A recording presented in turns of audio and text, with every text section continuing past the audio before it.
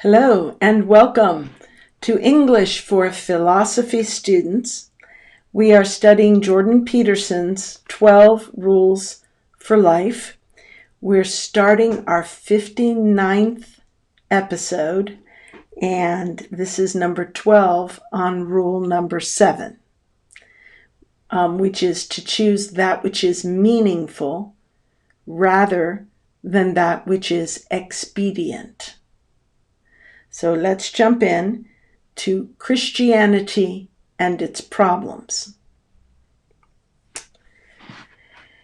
Carl Jung hypothesized that the European mind found itself motivated to develop the cognitive technologies of science to investigate the material world after implicitly concluding that Christianity, with its laser-like emphasis on spiritual salvation, had failed to sufficiently address the problem of suffering in the here and now.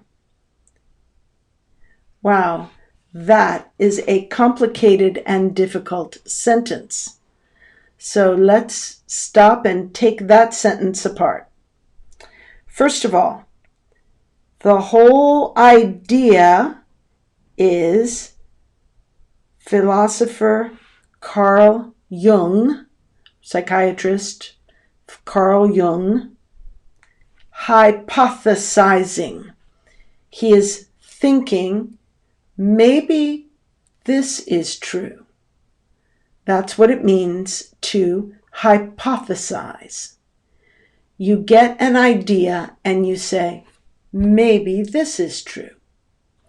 It is not even a theory. You must have some evidence to make a theory, but a hypothesis is simply an idea that you may want to think about. So, this sentence is a hypothesis of Carl Jung. So, what is he thinking? He is thinking that the European mind found itself motivated. Okay, so that means people in Europe who were thinkers all of a sudden, for no reason, became motivated, developed a desire to do something. Okay, so the European mind found itself motivated. The found itself is what makes you think, oh, this happened to them. They don't know why. For some reason, they became interested in developing the cognitive technologies of science. And they found themselves motivated to investigate the material world. So, two things which are closely identified. To develop the cognitive technologies of science, in other words, not to develop an iPhone or a computer, material technology, but cognitive technology, the scientific method. They developed the method for understanding the material world, a systematic way to study the material world. Okay, so Carl Jung thought maybe that Europeans decided to investigate the material world by means of an organized method, the scientific method, after implicitly concluding that Christianity, with its laser-like emphasis on spiritual salvation, had failed to sufficiently address the problem of suffering in the here and now. So, Carl Jung wondered if Europe, the scientists or the intellectuals of Europe, had decided to develop a method of scientific inquiry to figure out the material world after they, or not just after, but because of, resulting from the fact that they implicitly concluded means not explicitly.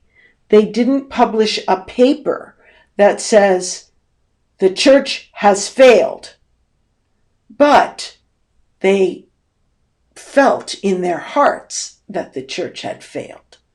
So because of this unspoken, implied impression that Christianity had failed, because of its emphasis on spiritual salvation instead of physical salvation, that the church had failed to sufficiently address the problem of suffering in the here and now.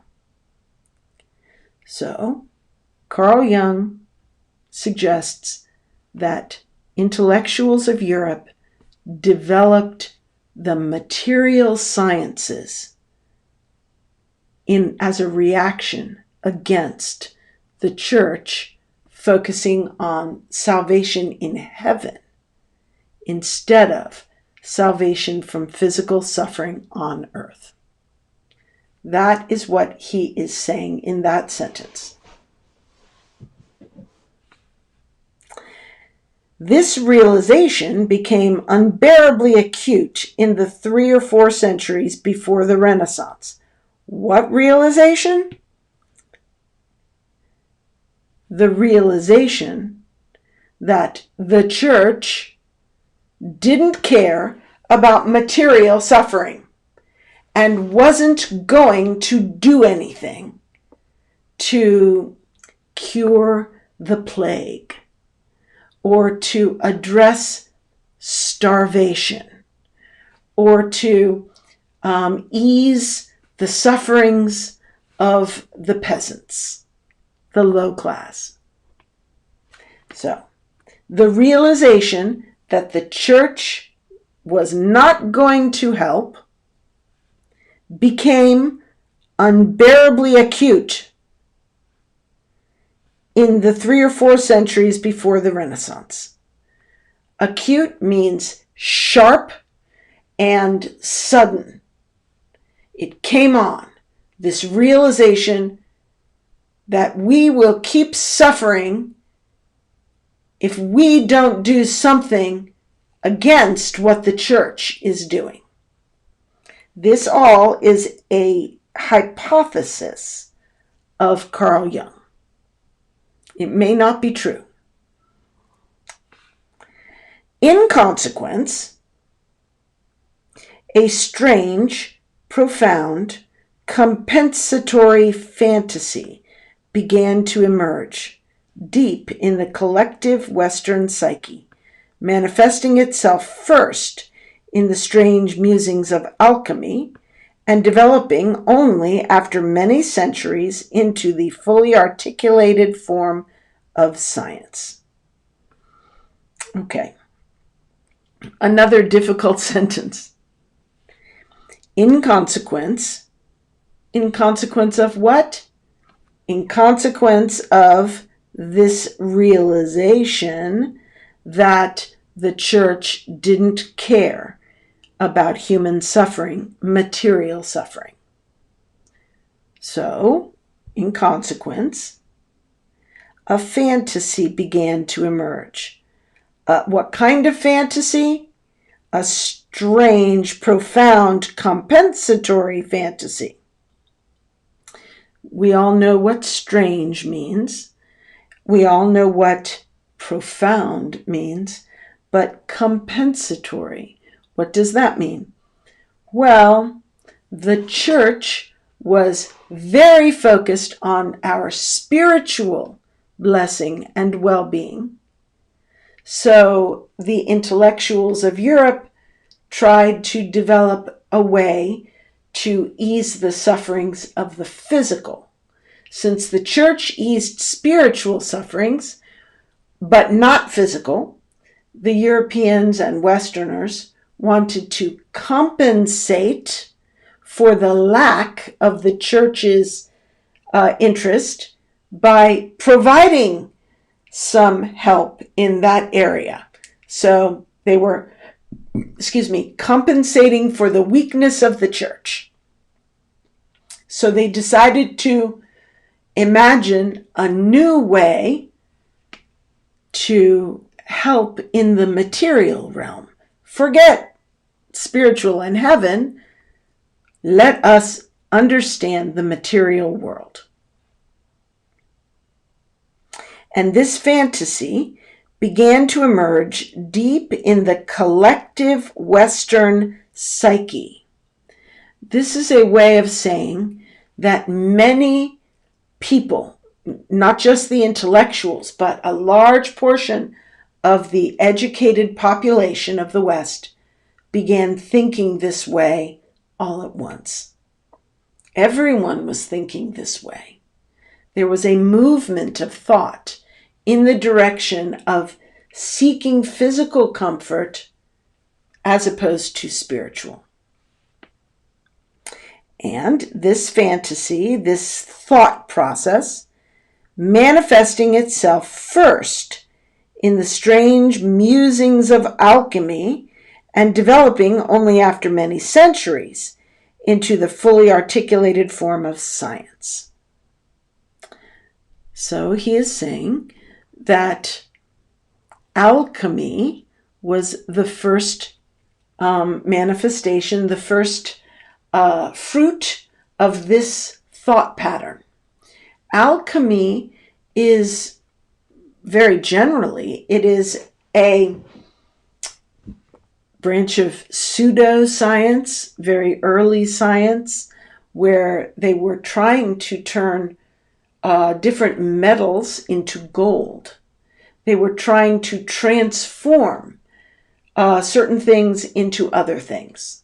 So it was chemistry, really. It was very, very early chemistry. And then that developed ultimately over hundreds of years, centuries, into science, the fully articulated form. Remember, Jordan talked a long time ago in the book about the understanding of the universe not being fully articulated, fully fleshed out, and comprehensively understood.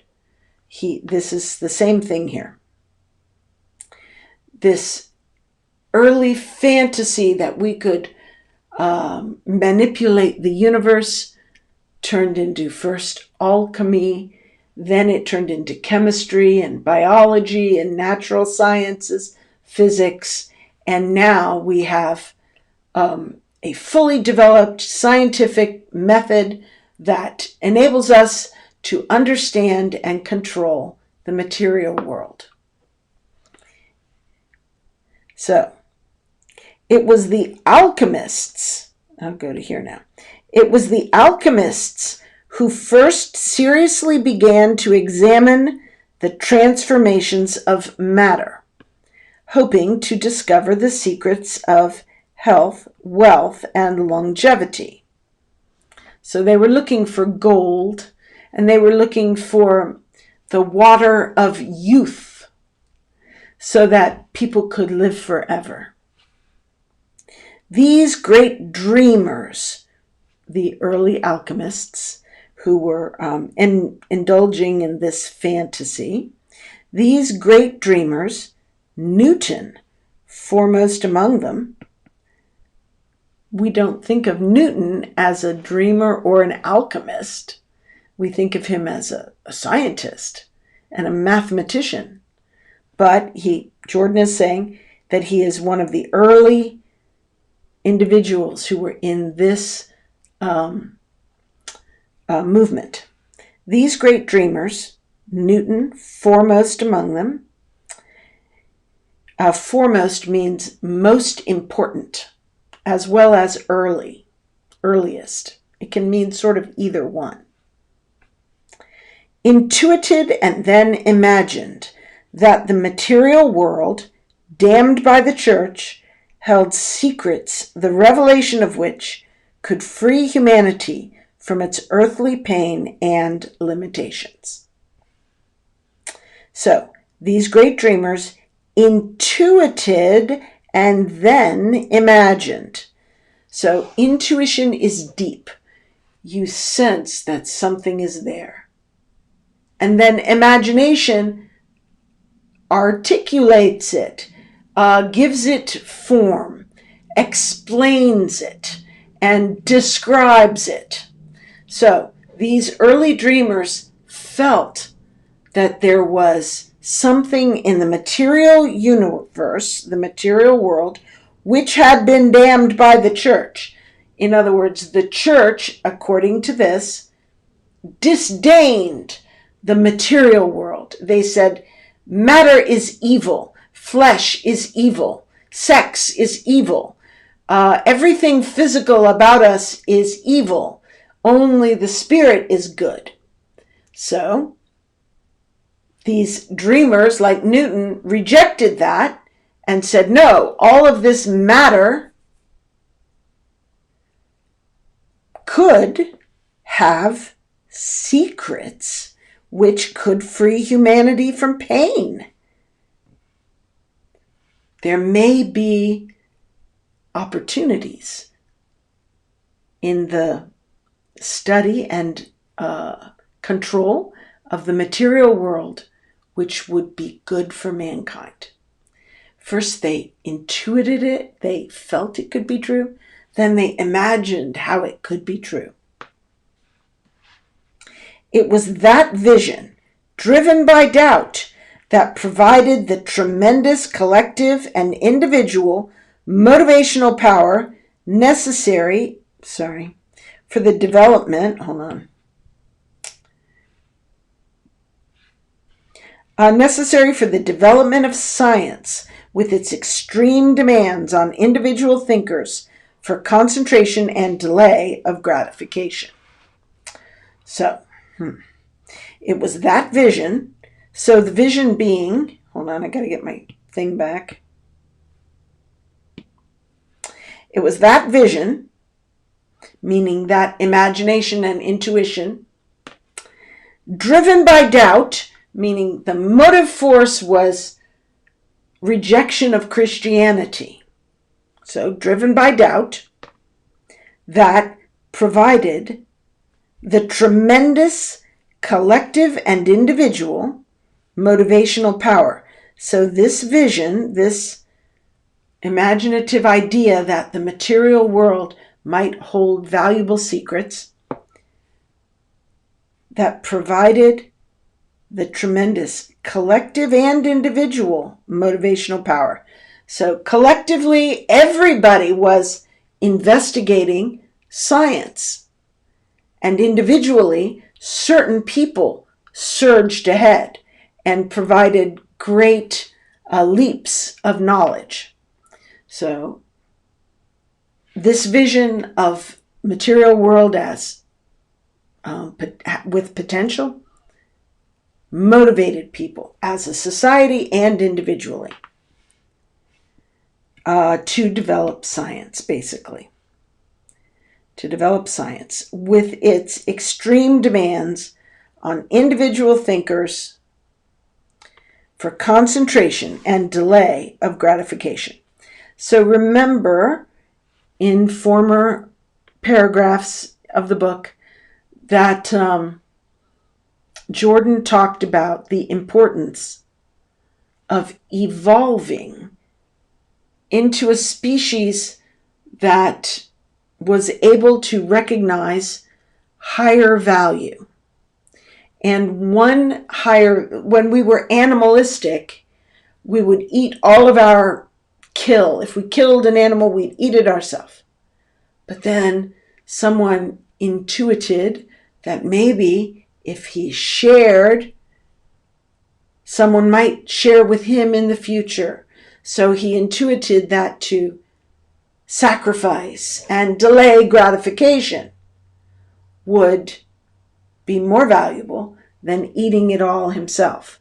So here we have again the need for people to concentrate and delay gratification. These are words that suggest that Jordan is talking about our evolutionary process from something more like an animal to something more like a god. And we're in the process. Okay, so to summarize this paragraph, Carl Jung had an idea that people, especially people in Europe,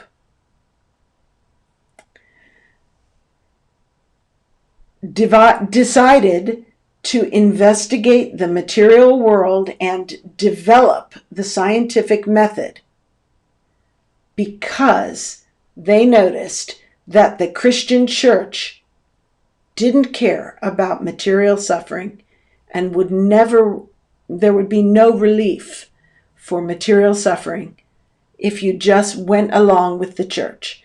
So they rejected the church and concentrated on the material world to try to unlock some secrets, to see if there was some way that man could ease his own suffering by manipulating and controlling the material world.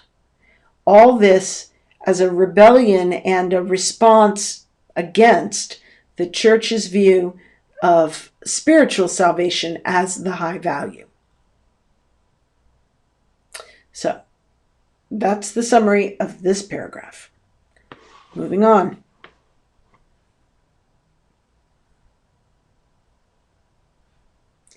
This is not to say that Christianity, even if in its incompletely realized form, was a failure. Quite the contrary. Christianity achieved the well-nigh impossible. Okay, let's look at the first sentence. This is not to say that Christianity was a failure. So, the previous paragraph suggested that Christianity took mankind up until maybe the 13th century or 14th century, and then people rebelled against Christianity's focus on spiritual comfort, and they wrenched themselves away and started inventing the scientific method in rebellion against the church because the church was all wrong. So Jordan is now saying, no, I do not want you to think I say that the church was a failure. I do not mean to say that Christianity is a failure, says Jordan. This is not to say that Christianity, even in its incompletely realized form. So to realize something, for something to be in its most realized form means its most developed form. So Christianity in its incompletely realized form. So this would be a germinal Christianity, a immature Christianity. He is saying that our understanding of the value of Christian philosophy now is much greater than their knowledge, their understanding of the full depth of Christianity then. They didn't realize their Christianity was not fully developed. And even that Christianity was not a failure. That's his point. Now he will support it. That is his thesis for this paragraph. Now he will support it. Quite the contrary. This is a rhetorical device frequently used in English writing. This is not to say that Christianity was a failure. Quite the contrary. So he stated it as a negative, and then he said, the reverse is true. Quite the contrary. Christianity was not a failure. It was a brilliant success. That's what this construct means. This is not to say Christianity, even in its incomplete form, was a failure. Quite the contrary. The opposite is true, is what quite the contrary means. Christianity achieved the well-nigh impossible. Well-nigh means almost. Christianity achieved the almost impossible. So somehow, something Christianity did that he will now tell us was really impressive. The Christian doctrine elevated the individual soul, placing slave and master and commoner and nobleman alike on the same metaphysical footing, rendering them equal before God and the law. So, this is one of the things that Christianity did, which was almost impossible. It elevated the individual soul, brought it up, gave it value, and it placed slave and master, nobleman and commoner alike on the same metaphysical footing, rendering them equal before God and the law. Slave and master, commoner and nobleman on the same metaphysical footing. So, Christianity evened the playing field. Whereas previously the nobleman was up and the commoner was down, Christianity made them equals, brothers. Whereas before the owner of the slaves was up and the slave was down, Christianity made them brothers, equal before God and the law. And this was an amazing thing. Christianity insisted that even the king was only one among many. One among many people, not one among many kings. For something so contrary to all apparent evidence to find its footing, the idea that worldly power and prominence were indicators of God's particular favor had to be radically de-emphasized.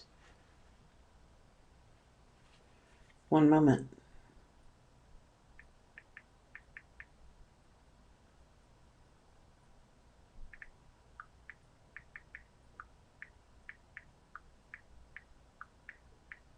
Sorry.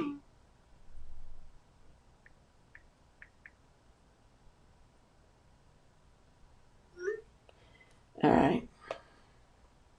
Sorry about that. Okay. For something so contrary to all apparent evidence to find its footing. Okay, find its footing means become established. To get a beachhead is another English phrase. To establish itself in a serious way and begin to grow. An idea to take hold. So, for an idea so contrary to all apparent evidence. So, apparently the idea that the owner was better than the slave, the noble person better than the commoner, was so obvious to everybody that you could never convince mankind that they were all brothers. That was crazy. So for some contrary belief, like we are all brothers, to find its footing, to take hold, in order for that to happen, the idea that worldly power and prominence were indicators of God's favor had to be radically de-emphasized. So everybody thought the owner was better than the master because God had blessed the owner and had cursed the slave. So they had to radically de-emphasize that idea. They had to undermine the idea that God favors the rich, that people are rich because they are morally superior, or God loves them more. They had to undermine that idea. This was partly accomplished through the strange Christian insistence that salvation could not be attained through effort or worth, through works.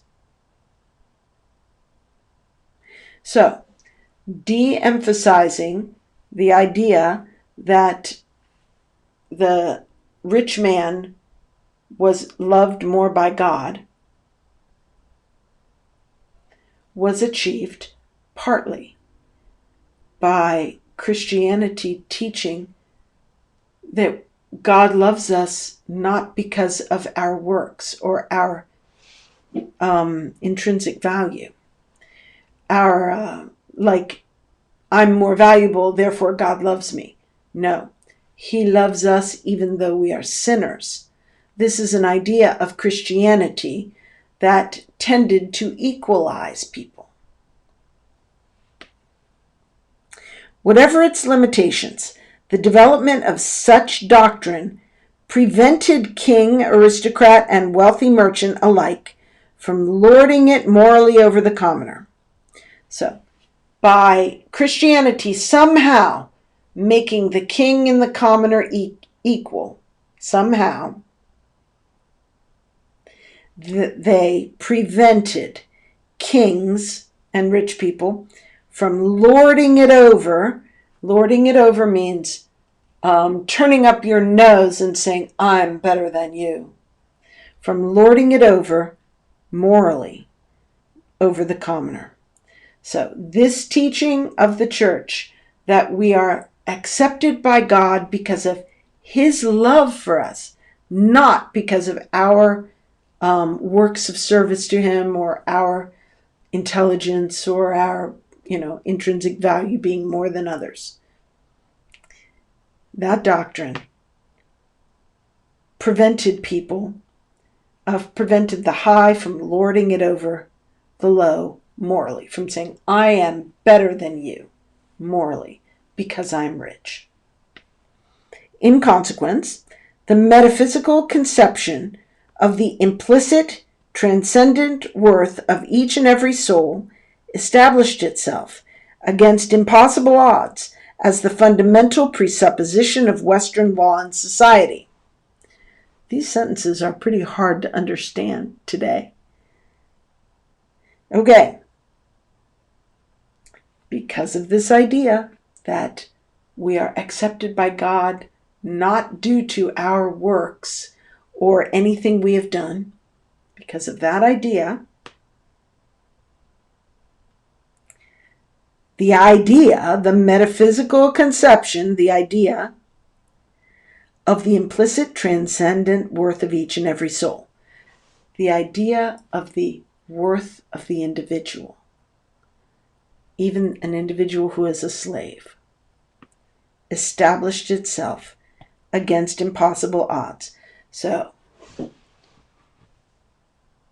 before Christianity and in the world, it was obvious that the rich man was better than the poor man. The king was better than the commoner.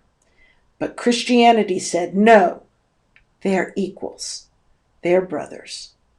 And Christianity said, neither one of them is accepted by God based on what he brings to the table, but only because of God's love. This gave rise to a general idea that each individual person was valuable. And that idea was not present in other cultures of the earth. Other cultures felt they could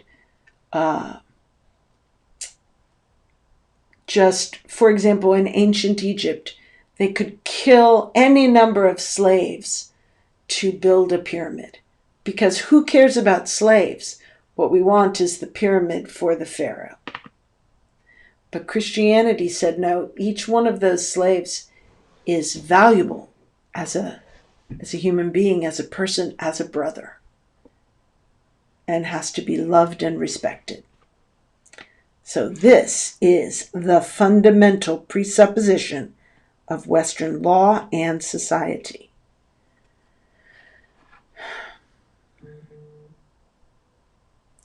I'm thinking of how in our country right now, we have a lot of people who hate Western civilization because they say it is racist and it is all about slavery. And then I look here and I see how Christianity broke through and established the intrinsic worth of each individual. And I think how these neo-Marxists are just so wrong. But anyway, so here we are. In consequence, the metaphysical conception of the implicit transcendent worth of each and every soul established itself. So this idea became established against impossible odds. That means it was very unlikely that this idea would take hold generally. Against impossible odds, as the fundamental presupposition of Western law and society. This is the bedrock assumption, one of the bedrock assumptions of the West. That was not the case in the world of the past. So Christianity brought about a new evolution of man into a more lofty being. Remember, the thesis is that Christianity was not a failure, it was a brilliant success. So here we have it. So that was not the case in the world of the past, and is not the case yet in most places in the world of the present. So he is saying, in the world of the past, the individual was not considered valuable, and in many places of the world today, the individual is not considered valuable. It is, in fact, nothing short of a miracle. This is another phrase which means very unlikely. Nothing short of a miracle and against impossible odds. It is very unlikely that this would have happened, but it happened. It is, in fact, nothing short of a miracle, and we should keep this fact firmly before our eyes, that the hierarchical slave-based societies of our ancestors reorganized themselves under the sway of an ethical, religious revelation, such that the ownership and absolute domination of another person came to be viewed as wrong. So, it is nothing short of a miracle, so it is very unusual, unexpected, unlikely that it should have happened, that the slave-based societies, hierarchical slave-based societies, would ever be reorganized to believe that slavery was wrong. And, he says, we should keep this fact firmly before our eyes. Today, we have people rioting in the streets of American cities. And we have athletes on the field, the football field, kneeling for the national anthem as a way of showing disrespect for America because they say America is racist. So Jordan says we should keep this fact before our eyes, that it is nothing short of a miracle that the universally slave-based societies of man ever reorganize themselves to believe in the intrinsic worth of the individual and that to own another person was wrong. That was the miracle. And it came through Western society, the very West that the neo-Marxists in America blame for slavery. It would do us well to remember as well that the immediate, hold on.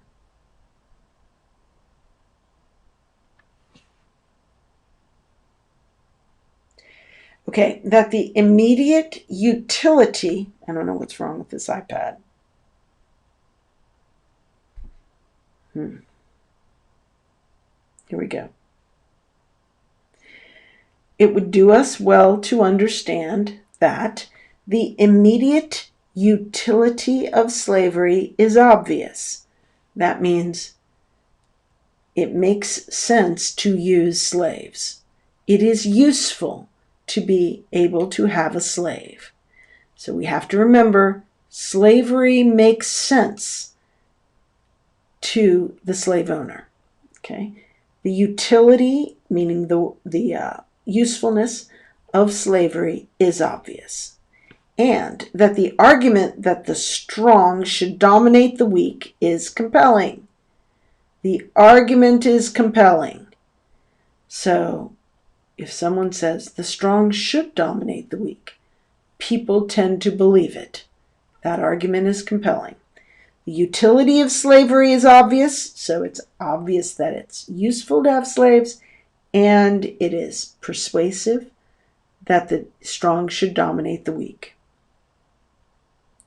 This is convenient and eminently practical, at least for the strong. So we need to keep in mind what we're working against.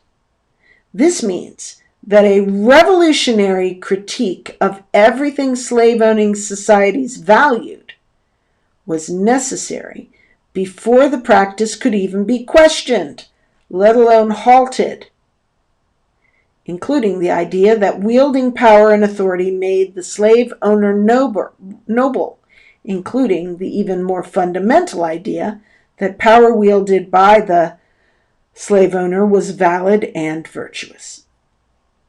Okay, so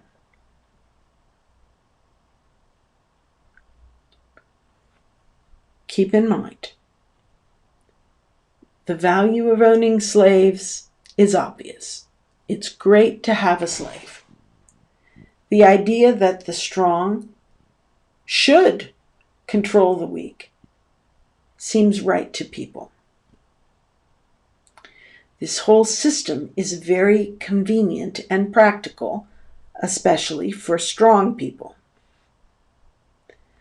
So, in order to convince everyone that it is wrong, that is, the revolutionary critique of everything they valued was necessary.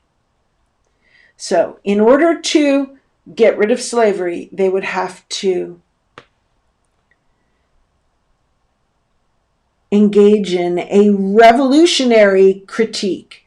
Revolutionary means it's upending all of the established norms, and critique is criticism of everything slave-owning societies valued. Everything about their lifestyle had to be turned upside down before they could even question the practice of slavery, let alone stop it, halt it, including the idea that wielding power and authority made the slave owner noble. This is one of the ideas that had to be critiqued in the revolutionary critique of everything. They had to attack the idea that wielding power made you noble. And even more fundamental was the idea that the power itself was valid and even virtuous. So we had an idea that power was good, using it was good and virtuous, and those who had power and used it were noble. But this whole system of thought had to be upended before slavery could be abolished. So this is a difficult task for Christianity, and yet Christianity accomplished it. Christianity made explicit, hold on, I'll go to green. Christianity made explicit the surprising claim that even the lowliest person had rights, genuine rights, and that sovereign and state, sovereign means the king, and state means the laws of the country, were morally charged at a fundamental level to recognize those rights. So morally charged is a moral imperative. You must recognize those rights. And recognize means honor them and allow them to be, you need to adhere to the rights of those people. Christianity put forward explicitly, here's the second use of this word explicit. This was no implicit idea that we would then have an imagination and fantasy about. Christianity spelled it out, made it explicit that the lowliest person had rights, the king and the state had to recognize those rights. Christianity explicitly put forward the even more incomprehensible idea that the act of human ownership, owning a slave, degraded the slaver, meaning the owner, degraded the owner, who was previously viewed as admirable nobility. So it degraded the person who owned slaves as much or even more than it degraded the slave. So to own a person was so morally detestable that a person who did it was considered worse than the slave he owned, which is the exact opposite of what they previously thought. We fail to understand how difficult such an idea is to grasp for them back then. We forget that the opposite was self-evident throughout most of history. The opposite being the idea that obviously the nobleman is better than the commoner. That was obvious. Now it's obvious to us that everyone has innate value. But the opposite used to be obvious. We think that it is the desire to enslave and dominate that requires explanation. So we think that it seems crazy to want to own a slave. How could you explain that you want to dominate someone and own someone? To us, that is the strange thing. But back then, everybody wanted to do it. It was obvious, just like we now would want to be richer rather than poorer. Well, they would want to own slaves rather than be a slave. We have it backwards yet again. I think we need to stop here. This is actually quite a long section, so it's not like we're about to finish a section. So I guess we'll stop here.